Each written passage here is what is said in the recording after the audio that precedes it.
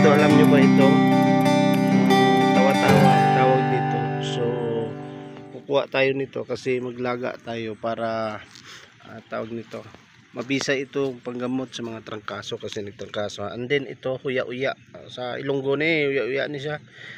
Kuhaon mo sa gamot sini nan gabuton mo lang kag limpyuhan tapos kuha man ta sang puntasang bayabas ato. Puntasang bayabas kag gaon kag ini huya-uya gaon.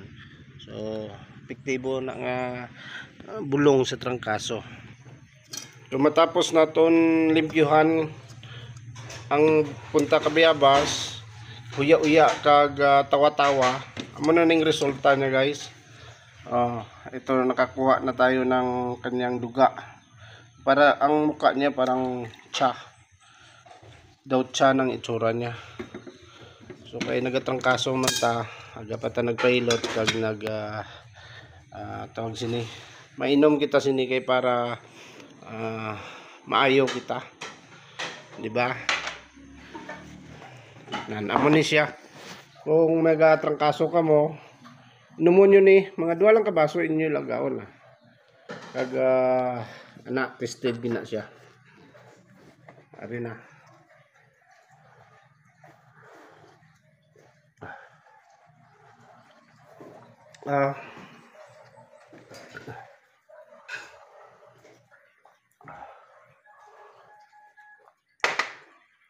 Parang yung kanya gailig gid ba, mabalaan mo gid ang ka-upload sang tawa-tawa, bayabas kag uya-uya. So may plema ginpahilot ko na akong kaso. 1 week na abi nga nagatrangkaso kita. So amo lang ning aton birada para maayo kita, no? Imnon ta lang. Labaan pa siya.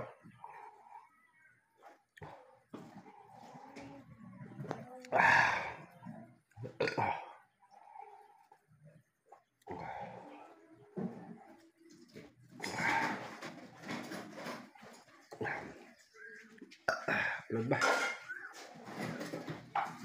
Ubos na guys. Tanawa.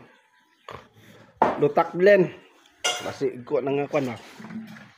So kung gatangkaso ka mo, damo man na sang hilamunda sa tubangan balay nyo. Kung taga-bukid ka mo, damo ginailamon.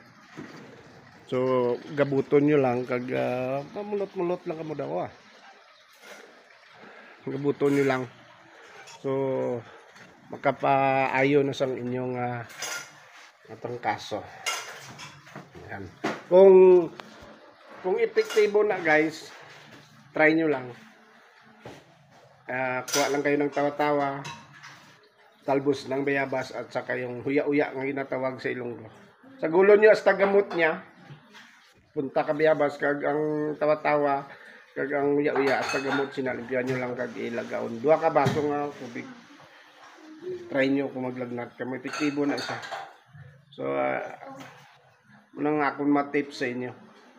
So para sa mga nakatesting na dira kag makatanaw sini nga video, testingin nyo kag kung okay, pwede nyo ako i-subscribe ang aton channel. Salamat gid. Bye bye.